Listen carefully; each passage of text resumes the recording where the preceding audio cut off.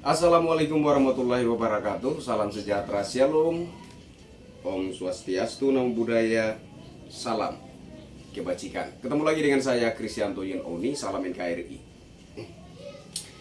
Kali ini terkait isu intimidasi ya.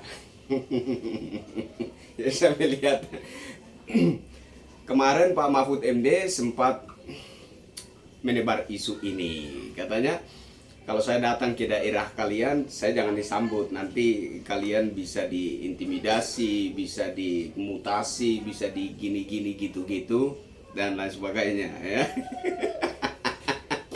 Udahlah, isu-isu seperti ini isu-isu recehan ya Pak ya.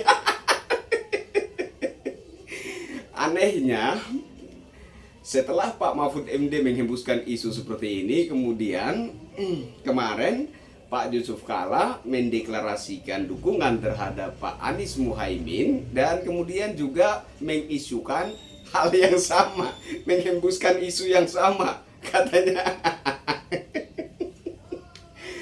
Setelah mendeklarasikan dukungan terhadap pasangan Anies Muhaimin, kemudian ada intimidasi. Katanya orang-orang dekat Pak JK itu diintimidasi gitu ya.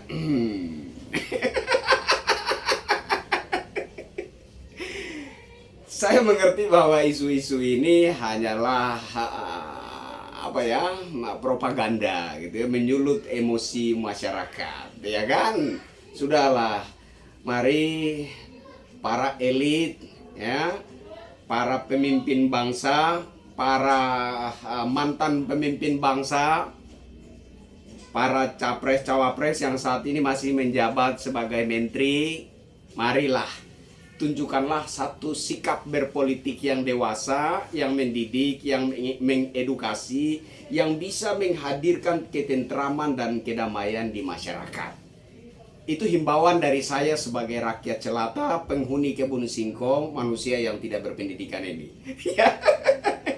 Tolonglah hentikan isu-isu propaganda seperti ini, ya, isu-isu yang sengaja didramatisir untuk menyulut emosi di masyarakat. Saya pikir bapak-bapak jangan lari dari tanggung jawab moral terhadap bangsa ini ya. Saya pikir di atas dari nafsu berkuasa, saya ulangi, di atas dari nafsu berkuasa, saya pikir ada hal yang lebih penting untuk kita junjung tinggi bersama-sama, yaitu keutuhan, ketentraman, dan kedamaian bangsa. Saya pikir itu harus menjadi prioritas bapak-bapak sebagai orang-orang elit politik. Lagian kalau saya berpikir menggunakan logika saya, logika sederhana, siapa sih Pak Mahfud MD ini kok bisa dia membuat statement seperti itu, menghembuskan isu ya, kalau saya datang ke daerah kalian. Nah, ini dialamatkan kepada para kepala daerah yang mungkin dari partai PDIP ya, yang mungkin terafiliasi dengan Pak Mahfud MD. Jadi semacam dia memberikan warning, kalau saya datang ke daerah kalian jangan disambut, nanti kalian bisa diintimidasi, bisa dimutasi, dicopot dan apa dan lain sebagainya. Ya kan? Apa maksud ini ya? Apa maksud semuanya ini? Maksud dari semua ini adalah untuk menggiring cara berpikir masyarakat memandang pemerintahan saat ini dengan sentimen negatif. Kan begitu, Pak. Tujuan dari isunya kan seperti itu. Ya kan? Nah, sudahlah. Pak Mahfud MD ini kan seorang Menko Polhukam, ya kan? Nah, menurut Pak Fahri Hamzah, Menko Polhukam adalah presiden di bidang koordinator bidang politik, hukum, dan keamanan. Iya kan? Pak Mahfud MD adalah seorang presiden di bidang politik, hukum, dan keamanan. Masa sih seorang presiden di bidang politik, hukum, dan keamanan kayak menghembuskan kecemasan dan ketakutan seperti itu? Wajar nggak sih? Nggak wajar lah. Nggak wajar sekali. Ya, Bapak tidak menjadi seorang cawapres pun, kalau Bapak turun ke daerah tidak mungkin tidak ada pengawalan dari aparat, Pak. Kalau Bapak turun ke daerah-daerah, Bapak singgah ke daerah-daerah, tidak mungkin tidak ada pengawalan dari aparat. Ya, karena Bapak adalah presiden di bidang politik, hukum, dan keamanan. Itu kawasan Bapak. Itu wilayah Bapak. Wilayah kontrol Bapak. Bapak yang punya peranan di situ. Bapaklah kapten di bidang itu. Masa seorang presiden keamanan mencemaskan keamanan? Ini kan lucu, Pak. Ya kan? Dan kemudian siapa Pak Jusuf Kalla? Pak Jusuf Kalla ini sudah 3 kali menjadi, 3 kali menjadi wakil presiden, ya kan? Mantan wakil presiden 3 kali. Dan kita tentu tahu seberapa hebat powernya Pak Jusuf Kalla di masyarakat, ya kan? Nah, kemudian orang yang dikenal sebagai yang punya power di masyarakat seperti ini kemudian menghembuskan kecemasan. Takut ada intimidasi ini. Udah. Kalau saya masyarakat biasa ini ya Pak, ya, yang menghembuskan kecemasan, menghembuskan kekhawatiran terkait keamanan diri saya, wajar. Karena saya rakyat jelata, masyarakat biasa, yang kemana-mana tidak ada pengawalan, tidak punya bodyguard, ya kan? Jadi wajar kalau saya menghembuskan isu kecemasan, kekhawatiran, wajar Pak. Akan menjadi sangat aneh ketika isu kecemasan dan kekhawatiran itu dihembuskan oleh Pak Mahfud MD, Menko Polhukam Republik Indonesia, Presiden di bidang politik, hukum, dan keamanan. Aneh dan lucu. Akan menjadi sangat aneh dan lucu ketika isu yang mewakili rasa cemas, mewakili rasa khawatir itu kemudian dihembuskan oleh Pak Jusuf Kalla. Sosok yang sudah 3 kali menjabat sebagai wakil presiden, yang punya power luar biasa di masyarakat. Ini lucu dan aneh. Jadi menurut saya isu-isu seperti ini, ya, ini hanyalah isu-isu yang sengaja didramatisir untuk menyulut emosi masyarakat. Tolonglah, rakyat ini butuh ketenangan dan kedamaian untuk betul-betul mencurahkan dukungan dan pilihannya berdasarkan dorongan hati nurani. Dan bukan karena ada kecemasan dan kekhawatiran tertentu yang disebabkan oleh isu-isu murahan yang bapak-bapak obral. Iya kan? Nah, kemudian terkait isu kecurangan, oke, saya mau pertegas di sini bahwa pihak yang membesar-besarkan isu kecurangan di saat pertarungan belum dimulai adalah pihak yang sudah yakin bakalan kalah di pertarungan nanti.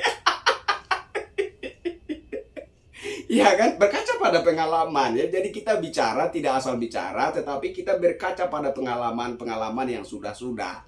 Ya kan, dimana ketika 2014 dan 2019 pihak yang secara masif menghembuskan isu kecurangan adalah kubu pendukung Bapak Prabowo Subianto. Kita fair, itu realita.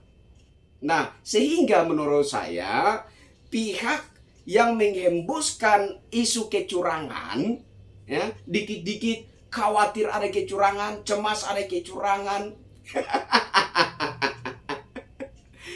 adalah pihak yang sudah yakin bakalan kalah di pertarungan nanti.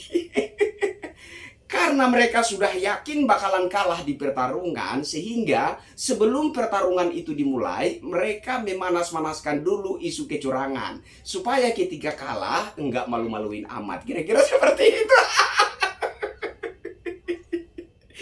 Iya kan? Jadi kita mengerti saja. Begini Pak, Bu. Kalau mau bicara tentang kecurangan, tunggu pertarungannya usai Pak, Bu. Jangan pertarungan belum juga dimulai, bapak-bapak sudah menebar isu sana sini, mencemaskan kecurangan ini dan itu dan lain sebagainya. Sudahlah, ya, sudahlah. Kalau memang kalian melihat adanya gelagat, indikasi kecurangan, dalam bentuk hal tertentu, kan ada mekanisme untuk melaporkan itu. Iya kan, ada mekanismenya. Kan bisa dilaporkan ke Bawaslu dan KPU untuk ditindaklanjuti. Iya kan, ada mekanisme yang sudah diatur oleh negara. Jadi negara ini sudah menyediakan fasilitas untuk kita melaporkan dugaan tertentu yang kita temukan di lapangan. Nah, kenapa membesar-besarkan isu itu yang tentunya kita tahu bersama tujuannya adalah untuk menyulut emosi masyarakat. Agar kemudian masyarakat terpancing emosi, kemudian terdorong sentimen politik untuk kemudian terjadi benturan antara rakyat dengan rakyat demi keuntungan politiknya untuk bapak-bapak dan ibu-ibu para elit politik. Betapa kejamnya kalian, betapa teganya kalian, sebegitu bernafsunya kalian dengan kekuasaan sehingga kalian tidak peduli rakyat dibenturkan dengan rakyat, apapun akibatnya. Tolong kekejaman politik seperti ini dihentikan. Demi persatuan bangsa, demi kedamaian dan keutuhan bangsa kita. Saya pikir itu yang ingin saya sampaikan menanggapi isu kecemasan yang ditebar oleh Pak Mahfud MD dan juga Pak Yusuf Kalla. Rakyat, kalau ada masyarakat lemah yang menyebar isu kecemasan dan kekhawatiran, percayalah. Tapi kalau ada orang elit, contohnya seperti Pak Mahfud MD, Menteri Koordinator Bidang Politik Hukum dan Keamanan, seperti kata Pak Fahri Hamzah, dia adalah presiden di bidang politik hukum dan keamanan. Dan kemudian Pak Yusuf Kalla,